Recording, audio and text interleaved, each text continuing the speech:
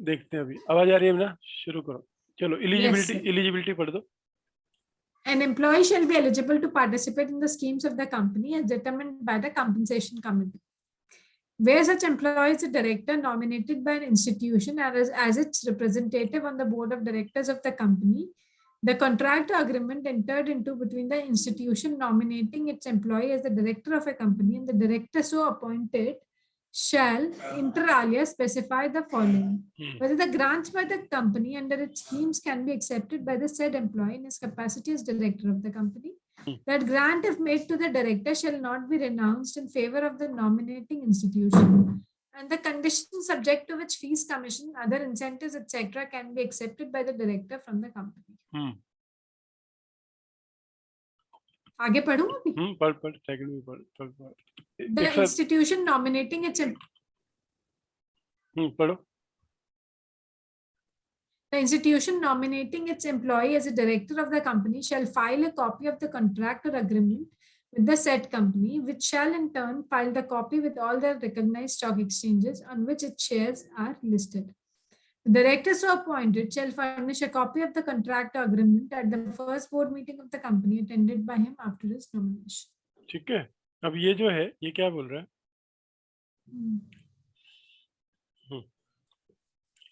कि एलिजिबिलिटी की बात कर रहे हैं, किसको ईसोप मिलेगी। तो ये कहते हैं कि एम्प्लॉई की डेफिनेशन हम देख चुके हैं, as determined by compensation committee.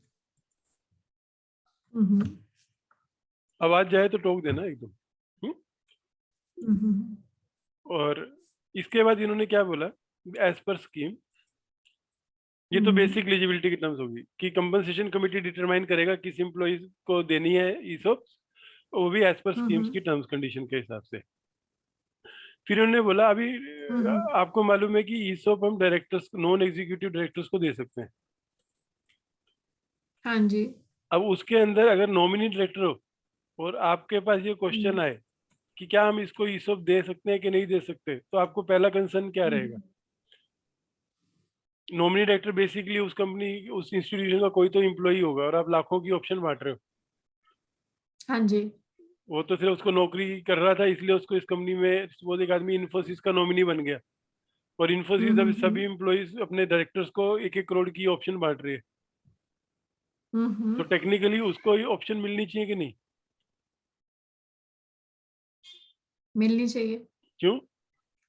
मतलब ये उसका एक अनफेयर नहीं हो गया कि अगर वही और किसी और कंपनी में होता तो उसको नहीं मिलती, बाकी सब एम्प्लॉई में से जो एम्प्लॉई इस कंपनी में आया उसको मिल रही है 1 करोड़। उसने कुछ एक्स्ट्रा तो कुछ नहीं किया।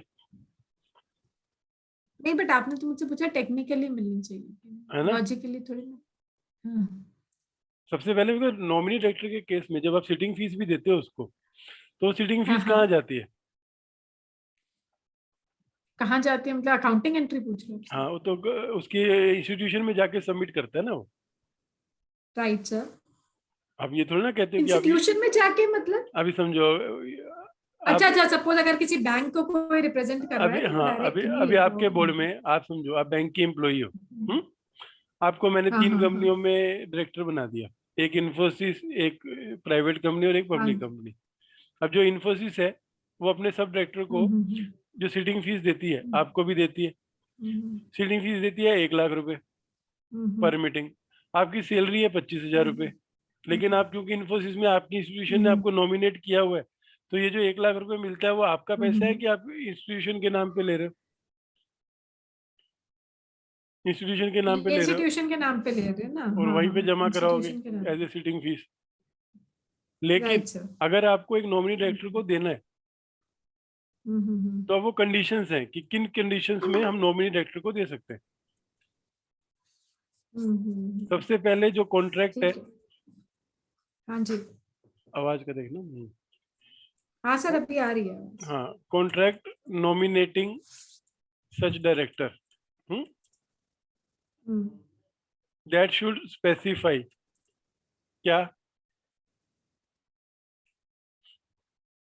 एक तो कि उसको ग्रांट ले सकता है कि नहीं। हाँ, 3 कंडीशन दी उसने। First, whether such director eligible to accept, उसके कॉन्ट्रैक्ट में लिखा होना चाहिए। दूसरा, वेदर, उसमें ये साफ साफ लिखा होना चाहिए कि ही विल नॉट रिनाउंस इन चली गई फेवर। आवाज सर, चली। रुको, आई। ये कल भी हाँ हाँ सर, कल भी ये ड्रामा चालू था शाम को। He will not renounce, Airtel का पकड़ता हूँ मैं। ही विल नॉट तो आप रिनाउंस, मॉर्निंग में जब आप करते हो क्लासेस तो आप वाईफाई से करते हो क्या? नहीं इसी से करता हूँ। अभी आई अच्छा, डोंट नो शाम को क्या, अभी 1-2 दिन से कुछ ऐसा हो रहा है, जल्दी से स्लीप मोड में जा रहा है, खराब हो गया वो लोग। क्या पता। He will not renounce in favour of institution, कि आप उसको इस शब्द और वो अपनी इंस्टीट्यूट को दे दे। और थर्डली,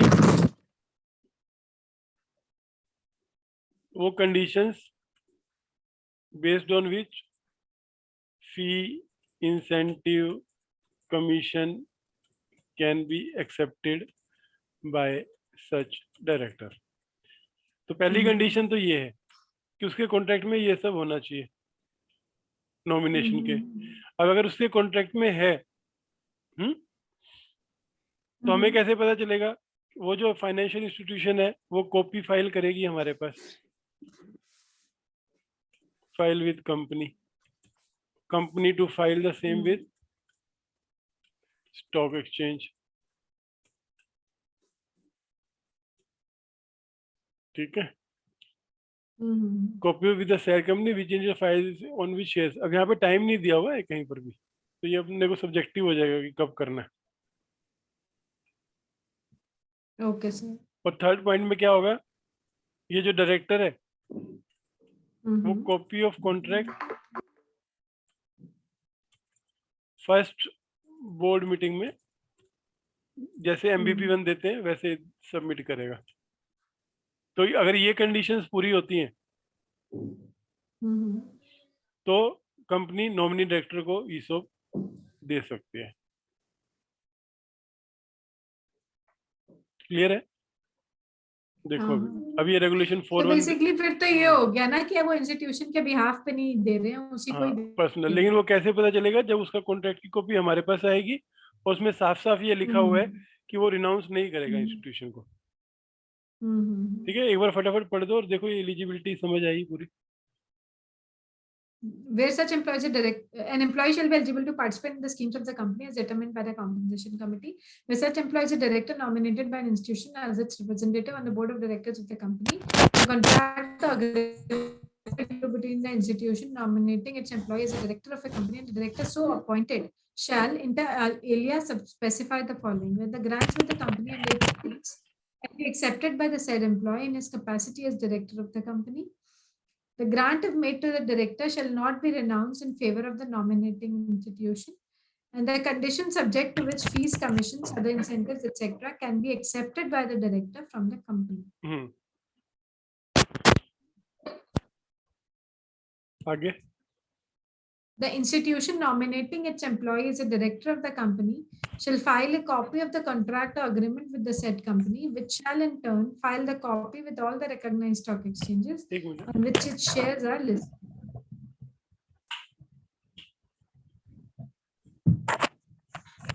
लोकेशन चेंज किया है, देखता हूँ उसकी। I don't think वो डोंगल में तो डोंगल का ही प्रॉब्लम होता है जनरली, हाँ, लोकेशन से फर्क वो तो ठीक है। वाईफाई में फर्क हाँ पड़ता है। ये हो गया। फिर वो इंस्टीट्यूशन फाइल करेगी, कंपनी को कंपनी फाइल करेगी, स्टॉक एक्सचेंज में डायरेक्टर पहली मीटिंग में प्रेजेंट करेगा। तो दो रेगुलेशन 3 और 4 क्लियर हो गए अपने। Yes sir. कंपनसेशन कमिटी, अब कमिटी के क्या रूल है? A company shall constitute a compensation committee for administration and superintendence of the schemes, provided that where the scheme is being implemented through a trust, the compensation committee shall delegate the administration of such scheme to the trust. तो यहाँ पे दो part है, रुको, 2 part है। सबसे पहले आपको कंपनसेशन कमिटी बनानी है जिसके 2 फंक्शन है, एडमिनिस्ट्रेशन करना और सुपरिटेंडेंस करना। Right sir. एडमिनिस्ट्रेशन में एक्चुअल प्रोसेस हो गया जो हम लोग करते थे, ग्रांट करना ये, और सुपरिटेंडेंस देखना कि वो स्कीम बराबर चल रही है कि नहीं। अगर ट्रस्ट के थ्रू हो रही है तब भी कंपनसेशन कमिटी चाहिए, लेकिन उसका काम सिर्फ सुपरिटेंडेंस करना रहेगा, रिपोर्ट्स लेना रहेगा। एक्चुअल काम ट्रस्ट करेगी। यस। ठीक है, आगे। The compensation committee shall be a committee of such members of the board of directors of the company as provided under regulation 19 of the Securities and Exchange Board of India listing obligation and disclosure requirement regulations 2015 as amended from time to time, provided that a company may also opt to designate its nomination and remuneration committee as the compensation committee for the purposes of these regulations. ठीक है, regulation 19 nomination remuneration committee का ही है कि at least 2/3 of the director should be independent director, और वो सब conditions है। तो और वो बोल रहे हैं कि पहले क्या था, कंपनसेशन कमेटी अलग और नॉमिनेशन अलग, अब एक ही कमेटी दोनों काम कर सकती है। अच्छा, रेगुलेशन लिस्टेड कंपनी में उनको नॉमिनेशन रेमुनेशन कमेटी बनाना कंपलसरी है। ठीक है, तो उसकी कंपोजिशन स्पेसिफाई की हुई है कि at least 2/3 of the directors should be independent director और 3 मेंबर्स होने चाहिए। Okay sir. और चेयरमैन भी उसमें मेंबर हो सकता है कंपनी का, और वही कमेटी को आप कंपनसेशन कमेटी की तरह यूज कर सकते हो। Okay sir. तो टेक्निकली अगर एक एग्जिस्टिंग कंपनी है तो उसमें ये जो एनआरसी कमेटी है वही कंपनसेशन कमेटी का रोल निभाएगी। Okay sir. The compensation committee shall inter alia formulate the detailed terms and conditions of the schemes, which shall include the provisions as specified in Part B of Schedule 1 of these regulations. ठीक है, तो part B में उस scheme में क्या क्या items होनी चाहिए वो दी हुई है, जो कंपनसेशन कमेटी ड्राफ्ट स्कीम बनाते हुए करेगी।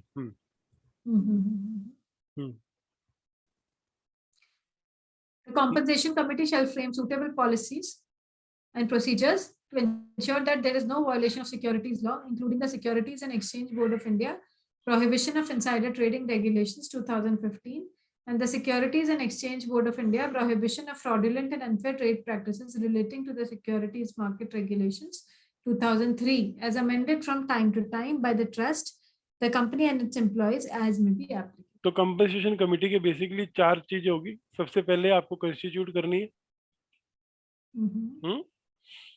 किस लिए, एडमिनिस्ट्रेटिव और सुपरिटेंडेंस के लिए। अगर ट्रस्ट के थ्रू कर रहे हो तो सुपरिटेंडेंस करेगी, एडमिनिस्ट्रेशन ट्रस्ट करेगी।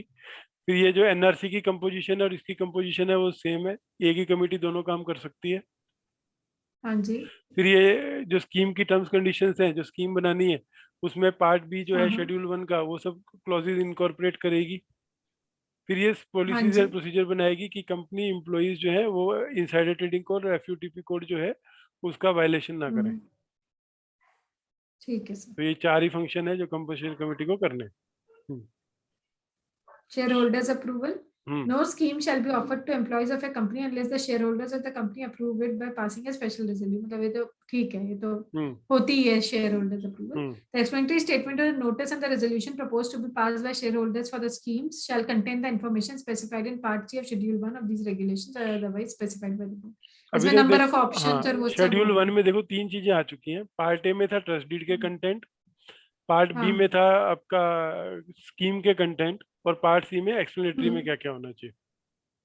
ठीक है। थर्ड, ये सब टेक्निकल है, ये पूछते हैं लोग ये सब चीजें। अच्छा, पूछ लेते हैं। हाँ, ये सब चीजें पूछते हैं। अगला ये फॉर एग्जांपल क्या, ये अभी थर्ड वाला सर एक मिनट, क्या क्वेश्चन बनेगा जैसे? अब यहाँ पे बोलेंगे कि क्या ये कंपनी कितने भी शेयर्स किसी भी एम्प्लॉय को दे सकती है? क्या आप अपनी सब्सिडरी को शेयर दे सकती हो, एसोसिएट को दे सकती हो?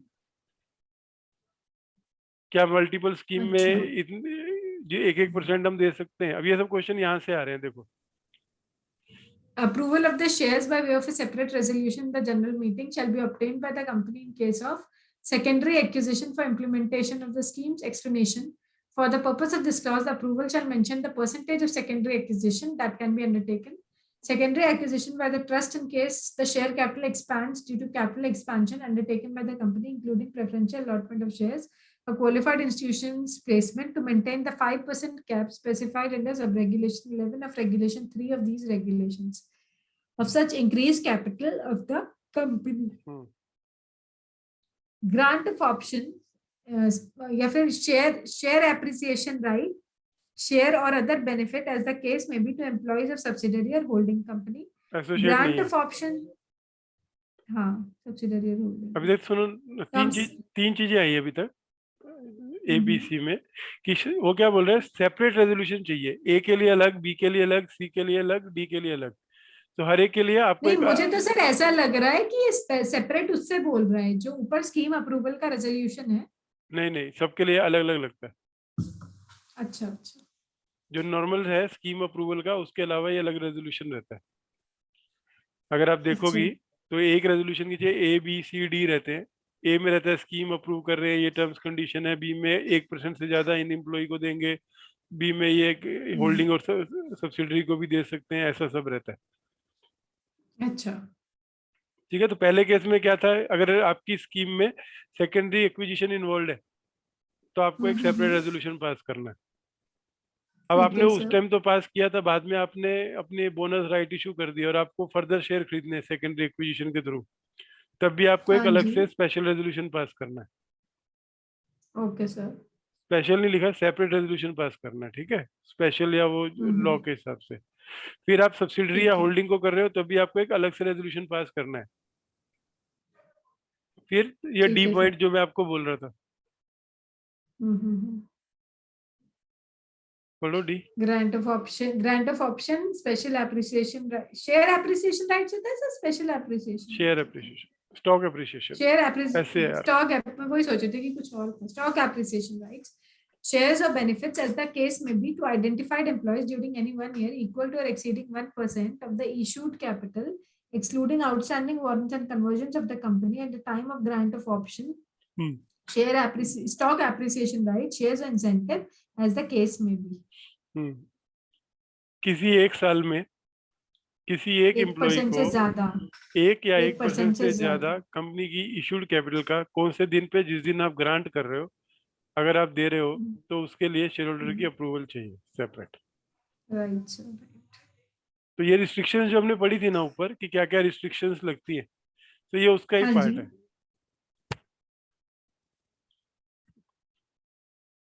ठीक है, तो अभी हाँ, शेयर होल्डर की अप्रूवल का क्या कंसेप्ट हुआ सिक्स्थ में? कि बिना शेयर होल्डर के अप्रूवल के हम कोई भी स्कीम ऑफर नहीं कर सकते। हमारे एक्सप्लेनेटरी स्टेटमेंट और नोटिस में क्या क्या आएगा वो शेड्यूल 1 के पार्ट सी में है। और इन सब ये जो 4-5 केसेस हैं, इसमें एक और अलग अलग सेपरेट रेजोल्यूशन लगेंगे apart from the resolution which is mentioned at point number 1 above, and ABCD के भी आप मतलब अगर ये भी हम सब कुछ कर रहे हैं तो इसमें भी अलग ये चार चीजें क्या थी? लगे। अभी भी हेलो, बताओ इसमें क्या क्या इंक्लूडेड है? हाँ ये हाँ चार सर, चीजें हेलो। समरी में बताओ, अगर 30 सेकंड में बताना हो ये चार चीजें क्या है। अभी तो मुझे इतना समझ में नहीं आया, अभी तो पढ़ना पड़ेगा। Secondary acquisition for implementation of the scheme, मतलब कि अगर हम स्कीम को इम्प्लीमेंट करने के लिए कहीं भी मार्केट से हम सेकेंडरी एक्विजिशन कर रहे हैं apart from the one which the company ने जो ट्रस्ट को दिए हैं, तो उसके लिए हमें एक सेपरेट रेजोल्यूशन पास करना पड़ेगा। और फिर then secondary acquisition by the trust in case the share capital expands due to capital expansion undertaken by the company. तो मतलब अगर शेयर कैपिटल एक्सपैंड हो रही है, कैपिटल एक्सपेंशन का हमने ये बोला हुआ है अपने स्कीम में कि हमें इतना परसेंटेज ESOP में देना है कुछ भी, तो उसके लिए भी ट्रस्ट को सेकेंडरी एक्विजिशन करना पड़ेगा क्योंकि ट्रस्ट के पास तो होंगे नहीं, तो फिर उसमें भी हमें सेपरेट रेजोल्यूशन पास करना पड़ेगा। फिर grant of option, stock appreciation right, shares as the case में भी टू एम्प्लॉय सब्सिडरी या होल्डिंग को अगर हमें ऑप्शन देना है, कुछ भी अगर हमें वो बेनिफिट देना है जो ऊपर 6 बेनिफिट्स इस रेगुलेशन के स्टार्ट में मेंशन थे, तो भी क्या कहते हैं हमें एक रेजोल्यूशन अलग से पास करना पड़ेगा। और फिर ग्रांट ऑफ, फिर यही सब बेनिफिट्स अगर हमें 1% से ज्यादा आइडेंटिफाइड एम्प्लॉयज को एक साल में देने हैं इक्वल टू और exceeding 1%, share incentive as the case में भी, बस। ठीक है, तो शेयर होल्डर की अप्रूवल इन हाँ केस जी, में लगेगी। 4 5 6 अभी हम लोगों ने हाँ पढ़ा, जी, 3 कल उस दिन पढ़ लिया था। 4 में हाँ हम जी। लोगों ने क्या पढ़ा, रेगुलेशन 4 में रेगुलेशन 4, एलिजिबिलिटी, अच्छा एलिजिबिलिटी, अच्छा वैसे है ना। 5 में कंपनसेशन कमेटी पढ़ा। इवन भूलते कॉम्पनसेशन जाएंगे थोड़ा कमेटी। सा अनरिलेटेड, इसलिए वापस भी जाना हाँ पड़ेगा। हाँ, नहीं वो ये करा हुआ नहीं है ना, जो चीज हाँ करी भी नहीं हाँ, होती तो वो इसलिए इसलिए भूलने का अपन चांस है। इसलिए अपन वापस जा रहे हैं।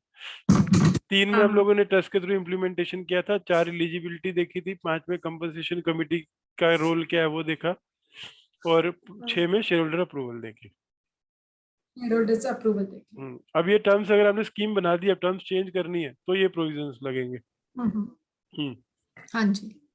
A company may by special resolution of its shareholders vary the terms of the schemes offered pursuant to an earlier resolution of the general body, but not yet exercised by the employees if such variation is not prejudicial to the interests of the employees. अब ये समझ लो, आज आपने 1 साल पहले scheme बनाई थी, आपने ग्रांट करी, उसमें से कुछ लोगों ने एक्सरसाइज कर ली, कुछ नहीं करी है, कुछ वेस्ट हुई है, कुछ नहीं वेस्ट हुई है। अब आपने स्कीम का रेट चेंज कर दिया कि 50 रुपए की जगह 40 रुपए कर दिया, तो इसका बेनिफिट किसको मिलेगा? तो वो उस ऑप्शन को मिलेगा जो एक्सरसाइज नहीं हुई है, चाहे वो वेस्टेड हो या अनवेस्टेड हो। लेकिन कब मिलेगा? जब आपने एक स्पेशल रेजोल्यूशन शेयर होल्डर का पास करो। वो कब जरूरत नहीं है शेयर होल्डर रेजोल्यूशन की? Second para. Notwithstanding the provisions of sub-regulation 1, a company shall be entitled to vary the terms of the schemes to meet any regulatory requirement without seeking shareholders approval by special resolution. अगर किसी हमें regulation की वजह से किसी मतलब कोई से भी एक्ट के अंदर बेसिकली अगर उसकी वजह से हमें कुछ करना पड़ रहा है स्कीम में चेंज, तो उसमें नहीं चाहिएगा। मतलब this does not only this is not limited to Companies Act or ICDR. This pertains to all statutory acts. The provisions of Regulation 6 of these regulations shall apply to such variation of terms as they apply to the original grant of option, stock appreciation right, shares or other benefits as the case may be. मतलब वो modification करने के बाद dimming provision है उन चारों पे वैसे ही एप्लीकेबल हो जाएगा। Right, sir. The notice for passing a special resolution for variation of terms of the scheme shall disclose full details of the variation, the rationale thereof, and the details of the employees who are beneficiaries of such variation. ठीक है, जब आप variation दे रहे हो तो क्या variation करने वाले हैं, क्या रीजन है और कौन एम्प्लॉइज के बेनिफिशियरी होंगे, लिस्ट की जरूरत नहीं है, क्लास ऑफ एम्प्लॉय, तो वो उसमें अपने को बताना है। A company may reprice the options, stock appreciation rights or shares as the case may be, which are not exercised whether or not they have been vested if the schemes were rendered unattractive due to fall in the price of the shares in the stock market.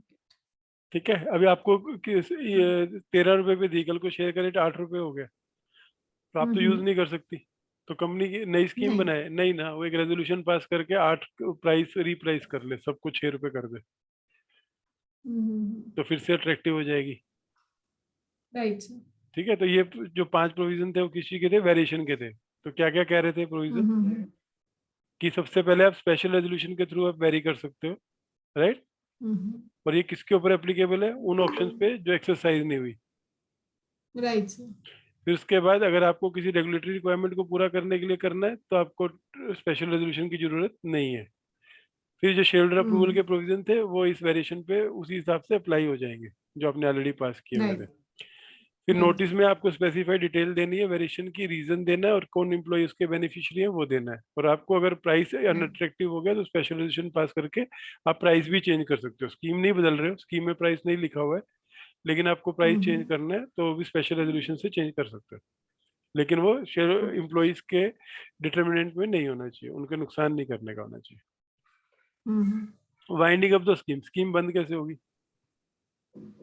In case of winding up of the schemes being implemented by a company, the excess monies or shares remaining with the trust after meeting all the obligations, if any, shall be utilized for repayment of loan or by way of distribution to employees or subject to approval of the shareholders, be transferred to another scheme under these regulations as recommended by the compensation committee. ESOP trust थी, employ के benefit के लिए trust थी, उसने जब ये शुरू किया तो सबसे पहले कंपनी से लोन लिया था। हाँ जी। तो लोन जो है वो पहले रीपे कर सकती है एक्सेस अमाउंट का। Yes sir. अगर वो नहीं कर रही है, लोन नहीं है कोई रीपेमेंट करने को, तो एम्प्लॉय को पैसा बांट सकती है। Yes sir. अगर वो भी नहीं करना तो शेयर होल्डर की अप्रूवल लेके कोई नई स्कीम बना रहे हैं तो उसमें वो पैसा ट्रांसफर कर सकती है। Okay sir. ठीक है, तो ये सिंपल, वो खत्म होने के बाद जो डिस्ट्रीब्यूशन होता है वो कैसे होगा वही बता रहा है। Non transferability. Option, stock appreciation right or any other benefit granted to an employee under the regulations shall not be transferable to any person. ठीक है, आपको मिला, आप मुझे नहीं ट्रांसफर कर सकती। हाँ, options तो are non transferable, shares are non transferable, No person other than the employee to whom the option, stock appreciation right, or other benefit is granted shall be entitled to the benefit arising out of such option, stock appreciation right, or other benefit, provided that in case of पहले तो कोई भी provided other that then employee कोई नहीं exercise कर सकता, हाँ लेकिन किन केस में कर सकते हैं, जब डेथ हो जाती है तो नॉमिनी कर सकता है, वो तो एम्प्लॉय नहीं होता।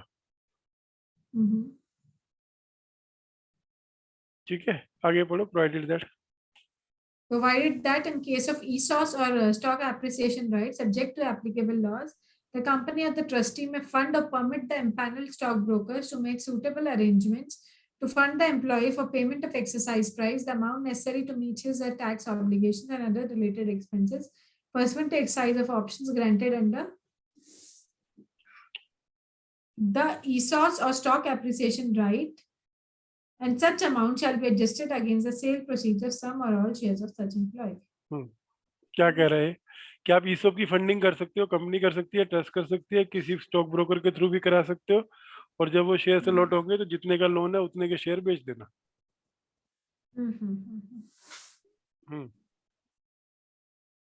The option, stock appreciation right, or any other benefit granted to the employee shall not be pledged, hypothecated, mortgaged, or otherwise alienated in any other manner. ठीक है, आप अपनी ईसोप को मॉर्टगेज नहीं कर सकते, हाइपोथेकेट नहीं कर सकते। डेथ के केस में fourth point, In the event of death of the employee while in employment, all the options, stock appreciation right, or any other benefit granted under a scheme to him, her, till his, her death shall vest with effect from the date of his, her death, in the legal heirs or nominees of deceased employees as the case. तो death के case में wasted unvested जो भी option है, जो भी उसकी date तक है, वो सब की सब उसके लीगल हायर या नॉमिनी को मिल जाएंगी, तो वो लोग एम्प्लॉय नहीं है फिर भी एक्सरसाइज कर पाएंगे। In case the employee suffers a permanent incapacity while in employment, all the options, stock appreciation right, or any other benefit granted to him or under a scheme as on the date of permanent incapacitation shall vest in him, her on that day. तो अगर job के बीच में आपको कोई permanent worker है factory में, उसके दोनों हाथ कट जाते हैं, ठीक है, तो परमानेंट इनकैपेसिटेशन होगी तो जितनी भी ऑप्शंस है वो सेम डे उसको वेस्ट हो जाएंगी, चाहे कभी भी उसकी वेस्टिंग हो। तो इससे वो इमीडिएटली उसको एक्सरसाइज करके पैसा कमा सकता है। रेजिग्नेशन और termination, In the event of resignation or termination of an employee, all the options, stock appreciation right, or any other benefit which are granted and yet not vested as on that day shall expire, provided that an employee shall, subject to the terms and conditions formulated by the compensation committee under sub-regulation 3 of regulation 5 of these regulations, entitled to retain all the vested options, stock appreciation right, or any other benefit covered by these regulations. ठीक The है, cessation of employment. नहीं पहले ये ले लो।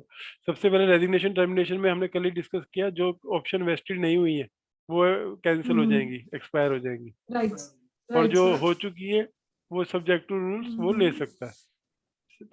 Yes, sir. Explanation.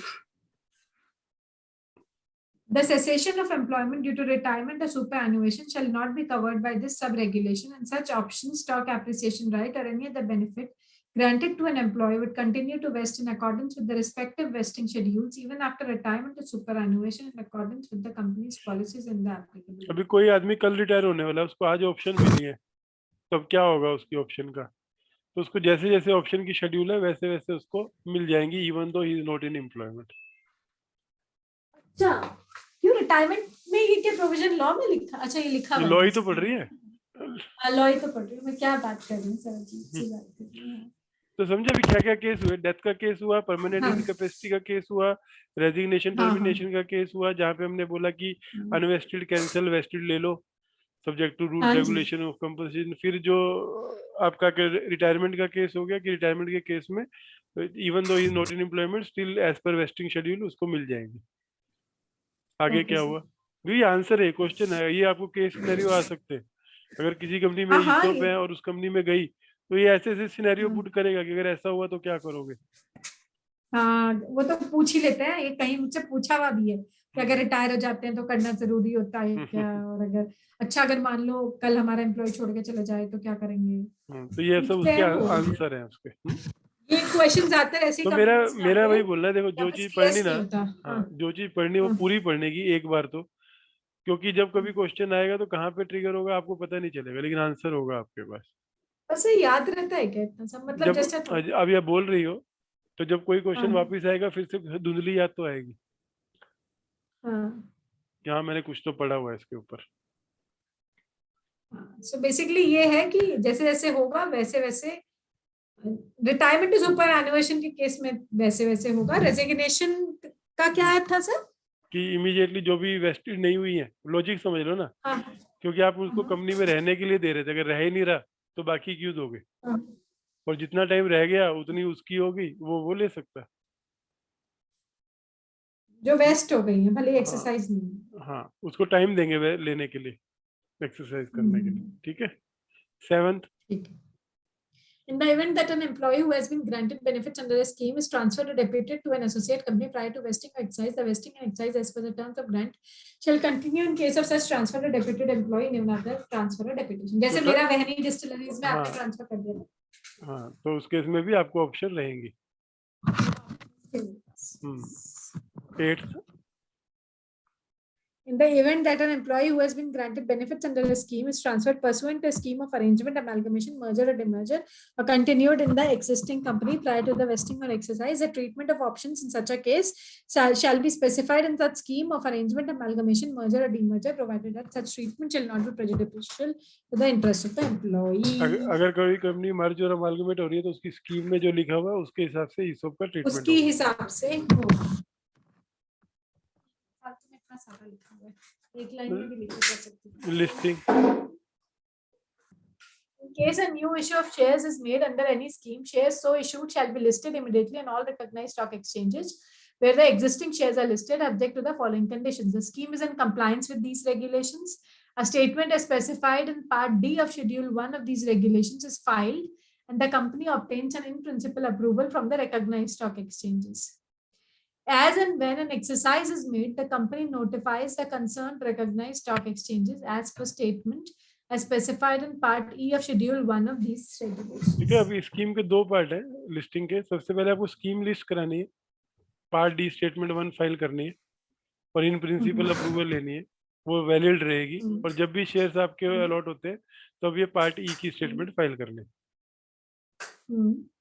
तो ये दो process हो गए, एक हो गया स्कीम की लिस्टिंग, दूसरे शेयर्स की लिस्टिंग। ठीक है, तो पहला प्रोसेस है तो ये तो ईसॉप, करे, अगर आप ये तो ईसॉप करा स्कीम हुआ बना रहे हो तो पहला प्रोसेस है हाँ, ईसॉप स्कीम की लिस्टिंग कराओ। जब स्टॉक वो का तो इन प्रिंसिपल लिस्टिंग होती हाँ है, हाँ और ये जब हाँ स्टॉक होता है ये तो वो फाइनल लिस्टिंग हाँ, होती है। उसके लिए आपको पार्ट ई में जो इंफॉर्मेशन है वो देनी है। ठीक है सर। ठीक है। Scheme Schemes implement implement by unlisted company. listed company. The shares arising after the IPO of an unlisted company out of options or stock appreciation right granted under any scheme prior to its IPO to the employee shall be listed immediately upon exercise in all recognized stock exchanges where the shares of the company are listed, subject to compliance with the Securities and Exchange Board of India issue of capital and disclosure requirement regulations 2018, and wherever applicable, regulation 1 of regulation 12 of these regulations. तो ESOP scheme में ही होगा या SAR में ही होगा, क्योंकि बाकी जो share purchase scheme है उसमें तो एम्प्लॉय के पास ऑलरेडी शेयर थे आईपीओ के टाइम पे। Right sir. तो ऑप्शन के केस में लिस्टिंग के बाद अगर उसने ऑप्शन एक्सरसाइज करी तो वो शेयर्स भी लिस्ट कराना है। Okay sir. ये बोल रहा है। Compliances एक and मिनट देखने दे conditions. कितना बड़ा है, कि ये कल करेंगे। ये बड़ा है, ठीक है। अच्छा ठीक है। तो हम हाँ देख लेते कितना बचा है। ये कंप्लायंस कंडीशन है, सर्टिफिकेट ये अभी तो फ्रॉम बहुत बचा अच्छा है। ये तीन ही बचे, कर ले चल, खत्म कर चैप्टर। सर आपको खाना खाना है तो हाँ कर चलो लीजिए। कर लो, ये खत्म करते हैं चलो। No company shall make any fresh grant which involves allotment or transfer of shares to its employee under any scheme formulated prior to its IPO and prior to the listing of its equity shares unless such pre-IPO scheme is in conformity with these regulations and such pre-IPO scheme is ratified by its shareholders subsequent to the IPO, provided that the ratification under clause 2 may be done anytime prior to grant of new options or shares or stock appreciation right under such pre-IPO scheme. ठीक है। अब ये किन के hello लिए है? अभी हाँ पहले तो ये लिखा था लिस्टेड कंपनियों के लिए एप्लीकेबल है, अब ये थोड़ा सा पोर्शन अनलिस्टेड कंपनियों के लिए भी एप्लीकेबल हो रहा है। हाँ हाँ हाँ। अब ये क्या कह रहा है, कोई भी कंपनी फ्रेश ग्रांट नहीं करेगी अपनी पुरानी स्कीम हम्म, के अंदर जो आईपीओ से पहले की थी, अनलेस वो हम्म, स्कीम इस रेगुलेशन के हिसाब से सब कंडीशंस कंप्लाई कर रही है, और आईपीओ के बाद जो शेयर होल्डर्स ने वो स्कीम को अप्रूव कर दिया, नहीं तो तो जितनी ग्रांट। ये जो बेसिकली ये अनलिस्टेड कंपनी के लिए भी जो एप्लीकेबल हो रही है वो उन्हीं के लिए हो रही है who are coming up with an IPO. हाँ, आईपीओ के लिए। हाँ, मतलब बेसिकली जो आईपीओ के लिए आ रहे हैं वो तो उन्होंने उनका जो है आ रहे हैं या आ नहीं नहीं, चुके कैसा हैं? है, अभी आपकी स्कीम थी ऑलरेडी, हाँ उसमें हाँ। आपने ऑप्शन दे रखी थी, जितनी दे दी थी वो आपने आईपीओ में डिस्क्लोज कर दी। हम्म, अब उसके बाद आपको फर्दर ग्रांट देनी है लोगों को, हम्म, तो वो ग्रांट नहीं दे सकते जब तक कि वो स्कीम जो है अब इस रेगुलेशन के हिसाब से ना हो कंप्लाइड, और शेयर होल्डर्स की हम्म, अप्रूवल ना ले लियो आपने आईपीओ के बाद। ठीक है, ठीक है, ठीक है, तो जितने ग्रांट कर दिए, आगे के करने हैं तो शेयर होल्डर अप्रूवल लेके करना है। ठीक है सर, ठीक है, और वो कभी भी ठीक। कर सकते हैं, ग्रांट से पहले कभी भी शेयर होल्डर की अप्रूवल ले सकते हैं। ठीक है, उसके बाद 2 में हाँ जी। No change shall be made in the terms of options or shares or stock appreciation right issued under such pre-IPO schemes, whether by repricing, change in vesting period or maturity, or otherwise, unless prior approval of the shareholders by way of special resolutions is taken for such a change, except for any adjustments for corporate actions made in accordance with these तो regulations. पहला था grant के लिए, दूसरा है variation of scheme भी आप नहीं कर सकते बिना शेयर होल्डर की अप्रूवल के। हम्म For listing of shares issued pursuant to ESOS, ESPS, or stock appreciation right, the hmm company shall obtain the in principle approval of the recognized stock exchanges, hmm where it proposes to list the said shares prior to the grant of options or stock appreciation rights. हाँ, तो आपको जहाँ पे भी आप listing कराने वाले हो, इसकी भी आपको इन प्रिंसिपल अप्रूवल लेनी है, ईसॉप की स्कीम की। Hmm. Hmm. Hmm when the holding company issues option, And the holding company issues option shares, stock appreciation right, or benefits to the employees of its subsidiary. खाना ले The low. cost incurred. हम्म तो ले लो, अब मैं तो खा चुकी हूँ। नहीं नहीं, बोलो करो ना। हाँ बोलो Or benefits to the employees of its subsidiary, the cost incurred by the holding company for issuing such option shares, stock appreciation right, or benefit shall be disclosed in the notes to account of the financial statements of the subsidiary company. तो ये तो like होता है अगर अभी आप वाहिनी में notes to ट्रांसफर कर accounts दिया, में। आपको जो दिए हैं हमने, तो उसकी जो हाँ। कॉस्ट है, एम्प्लॉय कॉस्ट बनी, वो आपको डिस्क्लोज करनी है होल्डिंग कंपनी को फाइनेंशियल Notes स्टेटमेंट to की सब्सिडरी accounts, में, सब्सिडरी की फाइनेंशियल right? स्टेटमेंट में। In the notes to accounts. Hmm In a case falling under sub-regulation 4, sir ये तो पहले भी था ये notes to हाँ, accounts, ये था ना मतलब ये। हाँ हमेशा से ये तो मुझे याद है. In a case falling under sub-regulation 4, if the subsidiary reimburses the cost incurred by the holding company in granting option, share, stock appreciation right, or benefits to the employees of the subsidiary, both the subsidiary as well as the holding company shall disclose the payment or receipt as the case may be in the notes to account to their financial statements. ठीक है, पहले case में तो था कि अगर holding ने subsidiary के एम्प्लॉय को दिया है, तो सब्सिडरी की फाइनेंशियल स्टेटमेंट में कॉस्ट डिस्क्लोज करो। फिर अगर उसका रिम्बर्समेंट मिल गया है, तो दोनों के दोनों वो रिम्बर्समेंट की डिटेल अपने फाइनेंशियल स्टेटमेंट्स में दो। ठीक है. हम्म The company shall appoint a merchant banker for the implementation of schemes covered by these regulations till the stage of obtaining in principle approval from the recognized stock exchanges in accordance with clause B of regulation 10 of these regulations. ठीक है, तो आपको merchant banker appoint करना compulsory है।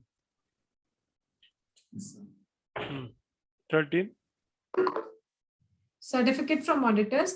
In the case of every company which has passed a resolution for the scheme under these regulations, the board of directors shall at each annual general meeting place before the shareholders a certificate from the secretarial auditors of the company that the scheme has been implemented in accordance with these regulations and in accordance with the resolutions of the company in the general meeting. तो जिसने भी एक बार इस scheme implement कर दी, उसको हर साल जब तक ये खत्म नहीं हो जाती, वाइंड अप नहीं हो जाती, सेक्रेटरी ऑडिटर, पहले स्टैट्यूटरी ऑडिटर था, अब ये सेक्रेटरी ऑडिटर हो गए, तो सेक्रेटरी ऑडिटर से एक सर्टिफिकेट शेयर होल्डर के सामने रखना है। तो इसकी नोटिस में आती है कि ऐसा सर्टिफिकेट हम प्लेस करने वाले हैं।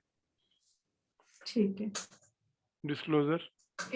In addition to the information that a company is required to disclose in relation to employee benefits under the Companies Act 2013, The board of directors of such a company shall also disclose the details of the schemes being implemented as specified in part F of Schedule 1 of these regulations. ठीक है, तो यहाँ पे company act भी बोलता है जिस company ने ईसोप इशू किया सर्टेन इन्फॉर्मेशन डिस्क्लोज करेगा, कितनी ऑप्शन ग्रांट किया है, कितनी एक्सरसाइज हुई, कितनी आउटस्टैंडिंग है, क्या रेट पे करी, प्लस जो शेड्यूल एफ पे लिखी है वो सब भी इनको डिस्क्लोज करने। ठीक है। Accounting policies, Accounting policies. Any company implementing any of the share-based schemes shall follow the requirements, including the disclosure requirements of the accounting standards prescribed by the central government in terms of Section 133 of the Companies Act 2013, including any guidance note on accounting for employee share-based payments issued in that regard from time. तो simple ये बोल रहा है कि आपको accounting standard follow करना है और गाइडेंस नोट फॉलो करना है कि आपको ईसोप की अकाउंटिंग कैसे करनी है। Yes. राइट, तो अभी आज हम लोगों ने 4 से 15 किया, सिर्फ एक बार रनिंग रिव्यू मार ले हेडिंग वाइज। एलिजिबिलिटी है 4th वाला, फिर 5th वाला कॉम्पनसेशन कमेटी है, हाँ, फिर 6th वाला शेयर होल्डर्स अप्रूवल है, हाँ, फिर शेयर होल्डर अप्रूवल में क्या था कि वो है कि बिना अप्रूवल के हम नहीं दे सकते स्कीम किसी को। एक्सप्लेनेटरी स्टेटमेंट और नोटिस में मेंशन होना चाहिए जो भी शेड्यूल 1 के पार्ट सी में है, और सेपरेट रेजोल्यूशन चाहिएगा apart from the one mentioned above for certain cases. ये 4 केसेस हैं। वेरिएशन में क्या रूल था? Variation of terms of the scheme में ये था कि कंपनी जो है वो वेरी कर सकती है स्कीम के, बट वो उसके लिए भी एक अलग से स्पेशल रेजोल्यूशन पास करना है, ठीक है, और वो प्रेजुडिशियल नहीं होना चाहिए इंटरेस्ट ऑफ द और ये किसको एप्लीकेबल है? जो एक्सरसाइज नहीं हुए उनको। हाँ, जो एक्सरसाइज नहीं हुए हैं। और company shall be entitled to, मतलब अगर वो रेगुलेटरी रिक्वायरमेंट है कोई स्टैट्यूटरी एक्ट के अंदर वेरी करने हैं तो फिर नहीं चाहिएगा स्पेशल रेजोल्यूशन। तो और बाकी इसके प्रोविजन जो है 6 के शेयर होल्डर्स अप्रूवल के, वो जिस तरह से ओरिजिनल को लगे थे वेरिएशन को भी लगेंगे, वैसे ही वेरिएशन को भी लगेंगे। और फिर नोटिस में सब डिटेल होनी चाहिए और आप इसकी रिप्राइसिंग भी कर सकते हो। वाइंडिंग ऑफ स्कीम में पैसे का या बचे हुए का क्या होगा, क्या कर सकते हैं? जो बचे हुए पैसे या जो बचे हुए शेयर्स पैसे, हाँ, सब कुछ सेटल करने के बाद तो वो डिस्ट्रीब्यूट कर सकते हैं हम। सबसे पहले आप या किसी रीपेमेंट ऑफ लोन में यूज कर सकते हैं, या एम्प्लॉइज को डिस्ट्रीब्यूट कर सकते हैं, या वो किसी और स्कीम में ट्रांसफर कर सकते हैं शेयर होल्डर की अप्रूवल के साथ। अप्रूवल के साथ। अब इस पे कंडीशन क्या थी? ये सब ट्रांसफरेबल है क्या? नहीं, ऑप्शंस आर नॉट ट्रांसफरेबल। ठीक है, क्या एम्प्लॉय के अलावा कोई और एक्सरसाइज कर सकता है इसको? नहीं, नहीं। ठीक है, उसके बाद क्या इसकी फंडिंग करा सकते हैं हम लोग? नहीं। ईसो फंडिंग कंपनी फंड कर सकती है, ट्रस्ट फंड कर सकती है, ब्रोकर फर्स्ट कर सकता है, एम्प्लॉय को पैसा दे सकता है। हाँ, वो तो करते हैं, वो तो करते हैं, प्रोवाइडेड दैट में कवर्ड है। ठीक है। हाँ। फिर ये हाइपोथेकेट हो सकती है क्या? नहीं। ठीक है, डेथ हाइपोथेकेट मॉर्गेज किसी भी तरह का चार्ज नहीं क्रिएट हो सकता। हाँ, डेथ के केस में क्या होता है? ऑप्शन जो है उनका क्या होगा? एम्प्लॉय को आपने ऑप्शन दी थी, उसकी डेथ होगी, वेस्ट हो जाएगी, सब वेस्ट हो जाएंगी, उसके तो वेस्ट हो जाएंगी, उसके लीगल एरिया। हाँ, दैट मींस अनवेस्टेड भी वेस्ट होके मिल जाएंगी, so that they can encash it. Right. अगर परमानेंट इनकैपेसिटी भी डेथ का केस है, सेम जैसा। यस सर, सब वेस्ट हो जाएंगी, उसमें भी सारी वेस्ट हो जाएंगी। लेकिन फर्क सिर्फ इतना है कि उसको हो जाएंगी, नॉमिनी को ना होकर उसको हो जाएगी, क्योंकि वो है अभी जिंदा। रेजिग्नेशन और टर्मिनेशन के केस में क्या होता है वेस्टेड का और अनवेस्टेड का? सो रेजिग्नेशन टर्मिनेशन के केस में ये होता है कि जो भी ग्रांट हो चुकी है और नहीं वेस्ट हुई है वो एक्सपायर हो जाएंगी, और जितनी वेस्ट हो चुकी है वो एक्सरसाइज कर सकता है within a certain period of time as per the scheme. Clear है, ठीक है। उसके बाद ट्रांसफर के केस में अगर एसोसिएट कंपनी में ट्रांसफर हो गया तो उसे वैसे का वैसा रहेगा, सब कुछ, कोई चेंज नहीं है उसका। ठीक है, अगर मर्जर होगी स्कीम, तो मर्जर होगी या कंपनी, तो फिर depends on the terms in the merger and merger scheme में कैसा ट्रीटमेंट होगा। लिस्टिंग की क्या रिक्वायरमेंट है ईसोप के केस में? कब लिस्टिंग करानी है? स्कीम जो है वो इस कंप्लायंस के, इसके रेगुलेशंस के अप्रूवल लो, हाँ, और फिर बाद में लिस्टिंग, और फिर शेयर्स की लिस्टिंग अप्रूवल लो। उसके लिए पार्ट डी और पार्ट ई में इंफॉर्मेशन सबमिट करो। राइट। फिर अनलिस्टेड कंपनियों के लिए क्या रिस्ट्रिक्शन है आईपीओ के पहले की? कुछ रूल्स है आईपीओ के पहले की है कि अगर आईपीओ से पहले हमने कुछ भी ग्रांट करा है वो तुरंत लिस्ट हो जाने चाहिए। ठीक है, ये सबसे On पहले exercise of कि the- हमने हाँ, अगर हाँ। ग्रांट किया और बाद में आईपीओ के बाद वो वेस्ट हो रहे हैं तो वो जब एक्सरसाइज करेगा तो फटाफट होना चाहिए। और क्या कंडीशन है फ्रेश ग्रांट के लिए? क्या कंपनी जो है जो अभी आईपीओ लेके आई थी अपनी पुरानी स्कीम में वो फर्दर ग्रांट कर सकती है क्या? ईसो हाँ, आईपीओ, कर सकती है। हाँ आईपीओ से पहले ईसोप स्कीम थी उसमें जो ग्रांट करी थी बट वो कर सकती है अगर वो जो स्कीम है वो इस रेगुलेशंस की कंफर्मिटी में है, और वो जो आईपीओ स्कीम है वो शेयर होल्डर्स रेटिफाई कर देते हैं by way of share holders. ठीक है, फिर इन प्री आईपीओ की स्कीम में चेंज कर सकते हैं क्या? वो चेंज नहीं कर सकते। कर सकते हैं prior approval of share holders. Whether by ठीक है सर। ओके। ठीक है, तो लिस्टिंग ऑफ शेयर्स, हाँ। और ये जो ईसोप से जो शेयर्स इशू हो रहे हैं उसकी कंपनी जहां जहां लिस्ट होने वाली है वहां से इन प्रिंसिपल अप्रूवल लेके रखेगी स्कीम की। फिर मतलब ये होल्डिंग, जीडीआर एडीआर को रेफर कर रहा है? नहीं ईसोप को। नहीं, मैं कह रही हूँ कि मतलब for listing of shares the company shall obtain of the recognised stock exchanges, क्या मतलब ये basically NSC NSC BSC BSC, हाँ है ना? तो ये बेसिकली इंटरनेशनल एक्सचेंजेस की तो बात नहीं है। नहीं वहां की बात नहीं। होल्डिंग कंपनी अगर अपनी हम्म। सब्सिडरी के एम्प्लॉय को देती है तो अकाउंटिंग ट्रीटमेंट में क्या करना पड़ेगा? नोट्स में दिखाना है शेयर्स, सब्सिडरी हाँ के। नोट्स में दिखाना है। राइट। और अगर सब्सिडरी ने नोट्स टू उसको पैसा अकाउंट्स दे में दिया होल्डिंग को अगर तो दोनों में पैसा दे दिखाना है, दिया तो वो अकाउंटिंग एंट्री होगी ना। तो दोनों के नोट्स में आएगा। हाँ। फिर आपको मर्चेंट बैंकर अपॉइंट करना है कब तक? इन प्रिंसिपल अप्रूवल लेने तक। ठीक है सर। फिर हर साल आपको ऑडिटर से सर्टिफिकेट लेना है हाँ जी। और एजीएम में रखना है। Yes sir. फिर आपको बोर्ड रिपोर्ट में डिस्क्लोजर देने हैं इस सब के, कंपनी तक के भी देने हैं राइट और सर। यहाँ के भी देने हैं। Right sir. और अकाउंटिंग पॉलिसी जो है अकाउंटिंग स्टैंडर्ड के हिसाब से फॉलो करनी है। फॉलो। क्लियर? यस। ठीक है, अगला चैप्टर 3 कल करेंगे। यस सर, कल आप बता देना सब कुछ। हाँ चलेगा, ओके बेटा, good night sir. Good night.